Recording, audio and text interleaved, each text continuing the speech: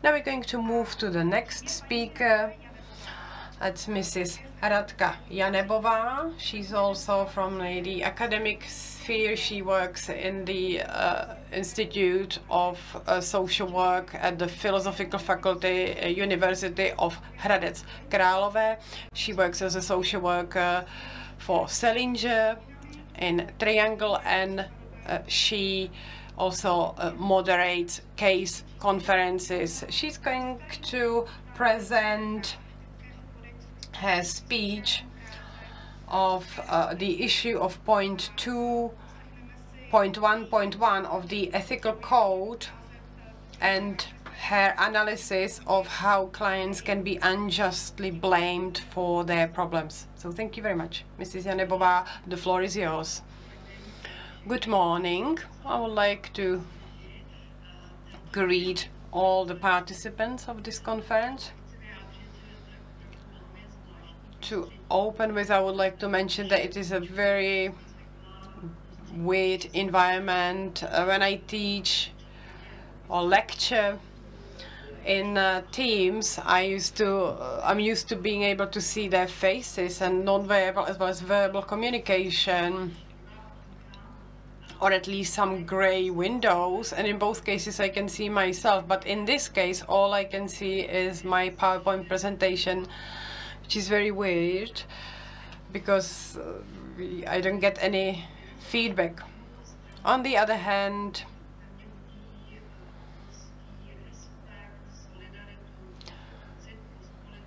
I feel great respect, solidarity. I have the feeling of belonging, that there are over 1,000 people joining this conference. It actually almost scared me, made me feel nervous, although I'm quite used to presenting to large audiences. My today's choice of the topic is maybe a little bit out of the overall concept of the conference. I don't want to talk about COVID, but as a topic I chose the topic of the client's responsibility. Maybe it's not the topic that's a hot topic of today, so I'm going to explain why soon, but I would like to talk about the ethical code of the Social Workers Society, particularly the point which states that the social worker supports his or her clients towards awareness of their own responsibility.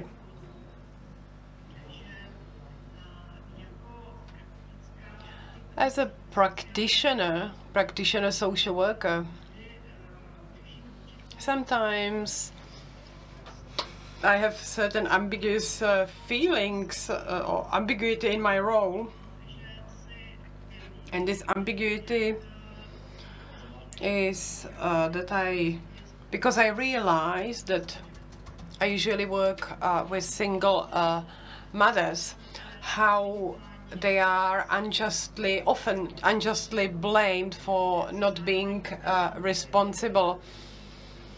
And at the same time I realize what difficult conditions they have to live in. When I mention an example of my clients, single mothers, how they live in poverty, in an environment where they're being discriminated, social injustice. So I tend to see them as a victim of social environment, circumstances, and my ambiguity has a second part. Because in practical work, I also come across moments when I myself self-reflect my feeling of upset towards the client. And it does cross my mind that they are irresponsible. For example, they don't come to meetings that we agreed on, that they don't do the tasks that we planned. that they spend more money than we agreed, etc. And I tend to think a lot how to work with this ambiguity. That was a motivation for this contribution, because at the beginning the Ministry of Labour and Social Affairs contacted me with an offer to present at this conference. And the topic was supposed to have been related to COVID or to ethics of social work. And the topic of responsibility is very strongly related to ethics. But when we talk about responsibility in connection to ethics, we usually talk about responsibility of social workers, but I would like to talk about the responsibility or irresponsibility of our clients. That might be quite a hot topic for many of us. That's why the objective of my contribution is to discuss the risks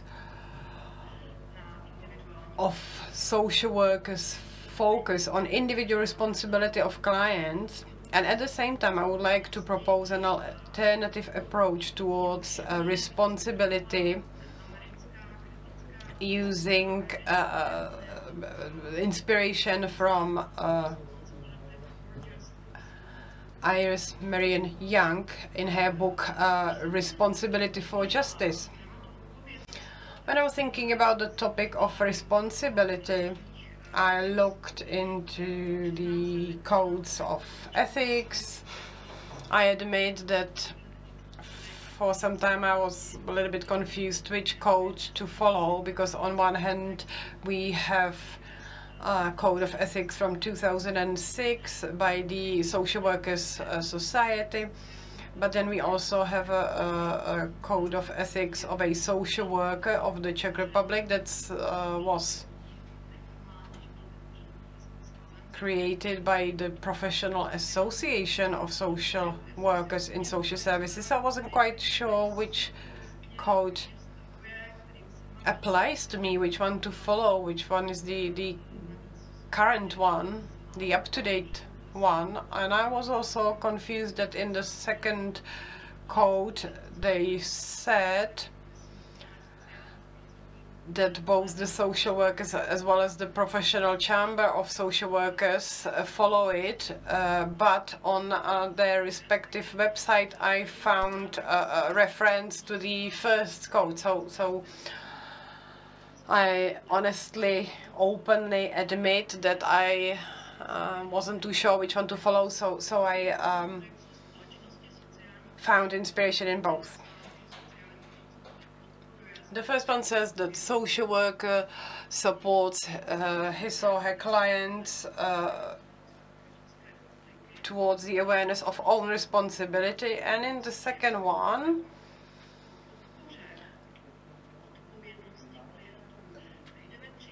we find 3 times the mention of responsibility, that we should support own responsibility with regards to their own capabilities, abilities and skills, and then again in another point that we should support clients towards the awareness of one's own responsibility, and then there is another mention of it. So that we should direct our clients towards their own responsibility, it seems to be a very important topic, even in the codes, and it is also important in our practice as social workers, as whether we like it or not, we always have to ask ourselves about the responsibility of clients,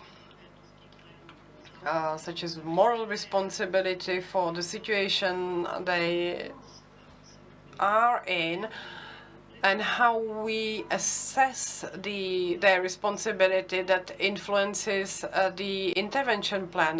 Linda Sokačová already spoke about it when she spoke about the dilemma, between judgment and solutions. I think that most of us sometimes comes across, or ideas come to their minds that their clients are lazy, they don't know, that they're not good with money, they're aggressive, they smoke, they don't look after their health, they don't look after their children properly, and this brings us to an idea that they are irresponsible, that somehow they're failing, and we might be at risk by labeling these clients as non-deserving, and that we are going to work with them on an individual basis and work with them on mobilizing their own responsibility, and we might also assert control or even sanctions towards such clients. And here I would like to compare two approaches how to approach responsibility or irresponsibility of clients. One of these perspectives, I labeled it as individualistic perspective, supports the approach of mobilizing clients towards their individual responsibility. The second approach I called critical perspective, and it's more about the collective common responsibility. So first I'm going to introduce the first one, the individualistic one, and that's about values that dominates or prevails in the current society, and maybe, although maybe the COVID era is in favor of moving away from this perspective. So that's why I said at the beginning that my contribution might not be that up to date. So again, this things are changing dramatically. So the individualistic perspective assumes that people are certain business entities that are supposed to compete over resources. As Jan Keller often points out, that we're like kind of businesses competed with one another. That's a notion of homo economicus, where our businesses, our clients and ourselves, that we are competing. And it assumes that the environment is fair and just, and we all have equal opportunities. And if somebody fails in such environment, the blame is on individual failure of a human, sometimes even irresponsibility. And of course, once you perceive somebody as failing and irresponsible, it's often connected with the idea that people who are irresponsible don't have a moral right to expect help from others, from the society. Or that what is expected from them is that they should try harder themselves and they should mobilize their own individual responsibility. We too can do this. That's why if we base it on that we all are responsible for ourselves individually, that if we have some issues, we should deal with it ourselves. Such values lead us to working with the client in a way that where we mobilize their individual responsibility. Such approach, however, brings about certain risks which might be in dispute with social work values, at least with values that are enforced by the International Association of Social Workers. One risk of this approach is the tendency to depolitize social issues. In other words, although many issues of our clients is outside of their control, on a level of micro, meso, or macro system. We only work with these clients through individual case work. Many issues can occur on micro level, on the level of family, friends of our clients, on the level of certain organization, institutions that our clients function within, or on a macro level that can be a wrong social policy, bad legislation, discrimination in society. As an example of my single mother client, a big issue on the macro level is the lack of value for the single mothers, and being blamed that their own situation is their own fault. And the minute when we overlook the causes of these issues that are outside our client's control, what we're doing is we're unpolitizing the issues.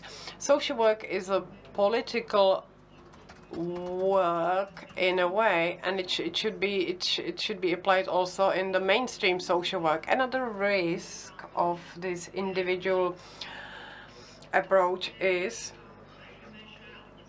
that when we believe that people are responsible for their own issues and therefore they should deal with it themselves and they shouldn't expect help from society, it makes us to resign to initiate any changes, any transformation in social work. We stop influencing our environment again on the micro, meso, or macro system. The third risk of this individual approach is that we move away from complexity of the complex approach, comprehensive approach towards social work.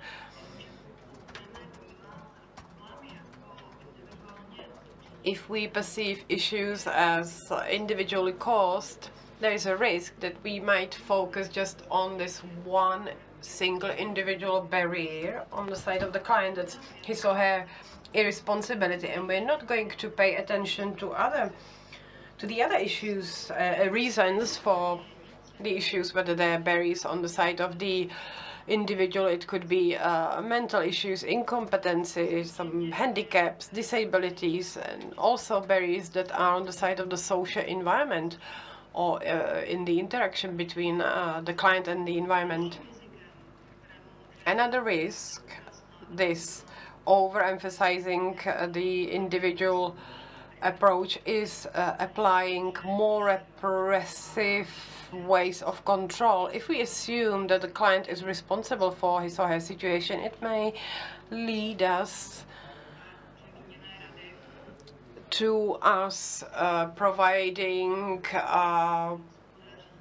well-meant advice to find cheaper housing, to find a job, to try a bit harder, to spend less money. And because our clients are not always able to put these things into practice, these pieces of advice, it may happen that when they do not follow them, do not do it, we start perceiving them even more as irresponsible, and we become more repressive without realizing that some of these pieces of advice cannot be implemented under their social circumstances. It can also lead us to distinguishing our clients to responsible and irresponsible, but it's important to realize that life is much more complicated than it's not binary. All of us is at times irresponsible, and to label somebody as purely irresponsible goes against the values of social work.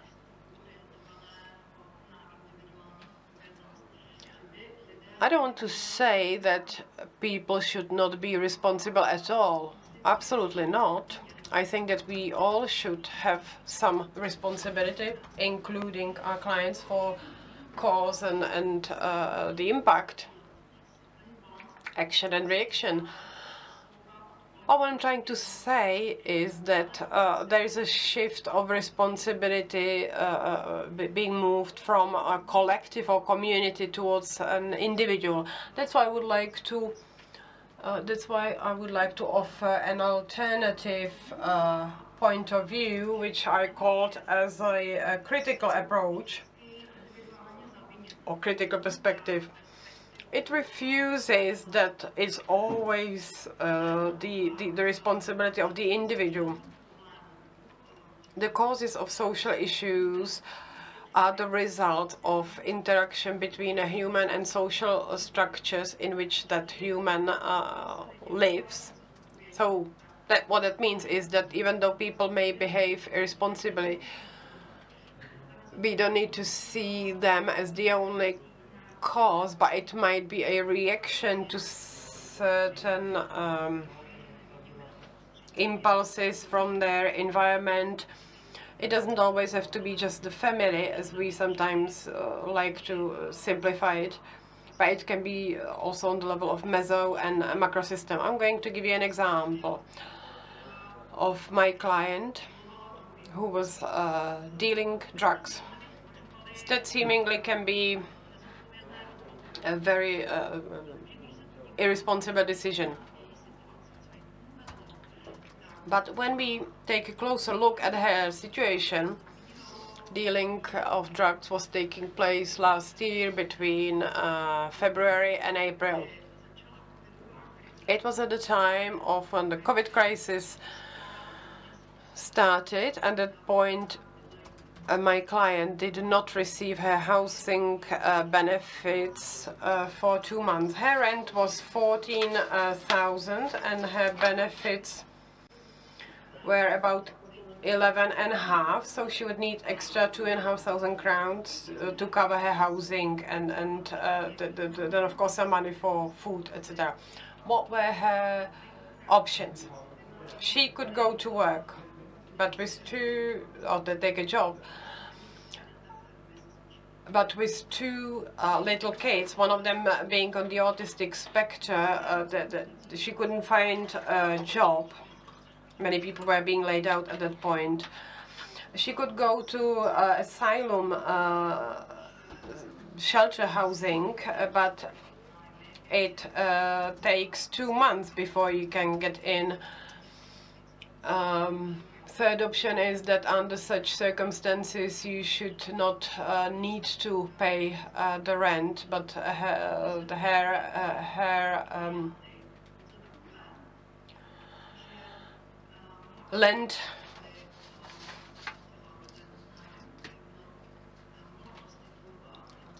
rentman basically told her that that's not an issue. So another option was prostitution. She did not have the stomach for it. Stealing, she did not want to steal. And the third option was to deal drug, that she had a little bit of experience. So now, if we look at it, was her behaving actually irresponsibility? What I'm trying to say is that this irresponsibility can be initiated by social structures. And when we consider the responsibility of our clients, we need to take into account that they're on different social positions than we are. They have different resources. We, from the middle class, offer them solutions that seem to be realistic to us, but they're not realistic for our clients. And that exactly applies on this case, whereas for us, what would be applicable as many other options how to deal with these situations. This client had much less of these actual situations. If we call somebody irresponsible, there needs to be a freedom to act, but her freedom to act was only choosing from 3 very bad options. if we're asking for responsibility, such a client needs to be able to take control, and that's also derived from a mental capacity. If you're under stress, you don't always have the competency to make good decisions. According to some results, when under stress, your IQ drops down by 13 points. So, of course, it lowers down your capacity to make good decisions. To conclude, I would like to say that we should be very careful when we label or start labeling our clients as irresponsible. So how to work with responsibility or irresponsibility of clients, very briefly. We should really research the irresponsibility with regards to social structures, not to blame them for being irresponsible when the issues are much more complicated. We should perceive responsibility as the responsibility of us all, not to see it just as a responsibility of the client, but to ask questions about our own responsibility. For example, how do I myself participate in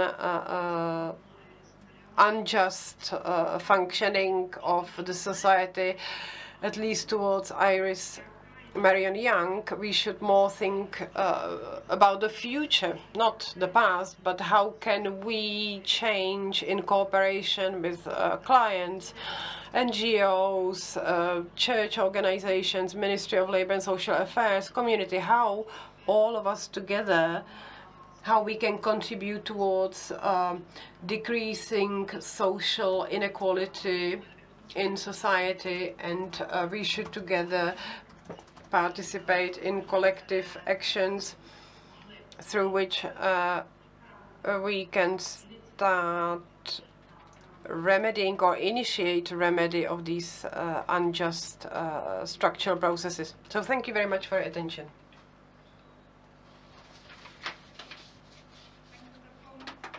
Thank you very much for your contribution, for this reflection of responsibility or irresponsibility, and the particular example, which are single mothers. As we know that in times without COVID, there are many labels for these women in the public arena. So I think that's a great topic to contemplate. Do we have any questions? There is thanks for very, very fruitful presentation. And there is a question: how do we work with the topic of ethics at Czech universities? Do we have an overview, not just from Hradec Králové, which is your alma mater, but something that maybe you can see as a challenge for the future, not only related to the pandemics? Well, that's kind of difficult to reflect on. But of course, on higher vocational schools and universities, we have a subject called Ethics of Social Work. So all the students learn about essential ethical code.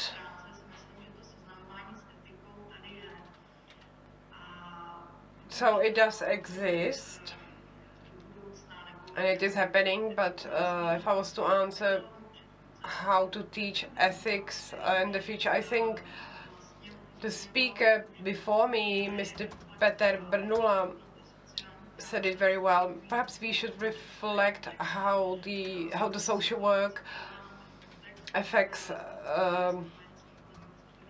the feeling in society. I'm very, very careful about neoliberalism. Let's not live under the illusion. Maybe now we are a profession that's valued. I'm more pessimistic for the future. I'm a little bit concerned that once the COVID pandemic is over, social work is going to again be marginalized,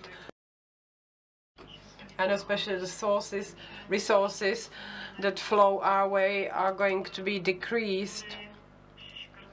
So maybe we should reflect on how these cuts are going to affect the application of social work values in practice.